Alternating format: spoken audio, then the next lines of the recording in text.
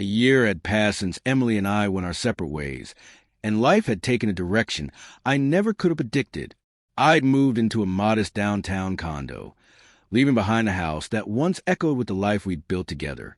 My days had fallen into a quiet rhythm: work, books, and occasional outing.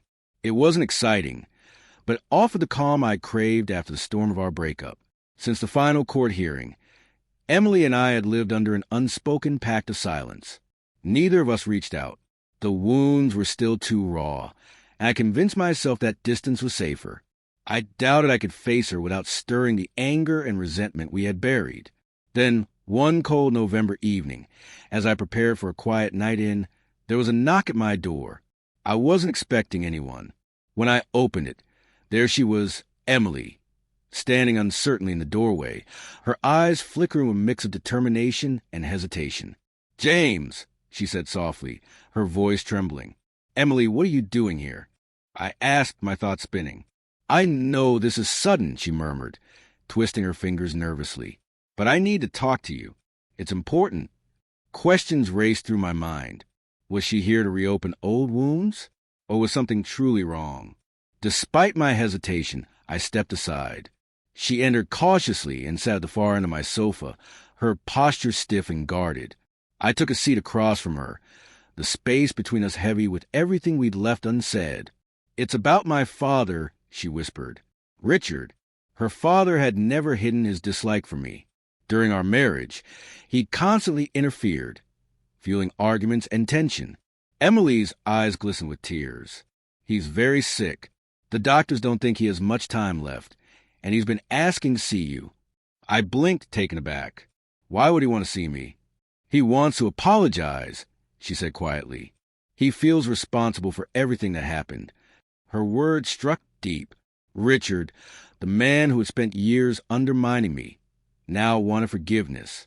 I didn't know whether to laugh at the irony or let the old bitterness rise again. "I don't know, Emily," I said after a long pause. "This is complicated." "I understand," she said quickly, her tone almost pleading. "But it would mean so much to him, and to me." I studied her face, searching for hidden motives, but there were none. Only sincerity, vulnerability, and quiet desperation. Against all odds, a part of me still cared for her. That part stirred. Slowly I nodded. "All right, I'll go." 2 days later, I stood outside Richard's hospital room, bracing myself. My pulse pounded in my ears. Emily stood beside me, calm but unreadable. At her small gesture, I pushed the door open. Inside, Richard sat slumped in a chair, frail, diminished, a shadow of a man he'd once been. But when he saw me, a faint smile crossed his face, and his eyes shone with emotion. "James," he said weakly, "thank you for coming." I nodded, unsure what to say, torn between pity and lingering resentment. "I've been thinking about the past," he continued, his gaze steady despite his frailty. "And I see now how much damage I caused between you and Emily. I thought I was protecting her, but all I did was hurt you both." His words landed heavily, stirring pain I hadn't felt in years. Yet strangely, there was comfort in hearing him admit his part in our suffering. I swallowed hard. "I appreciate you saying that," I managed. "But it wasn't only you, Richard. Emily and I made our own mistakes too." A faint smile touched his lips. "Perhaps, but I still hope you can forgive an old man for what he did."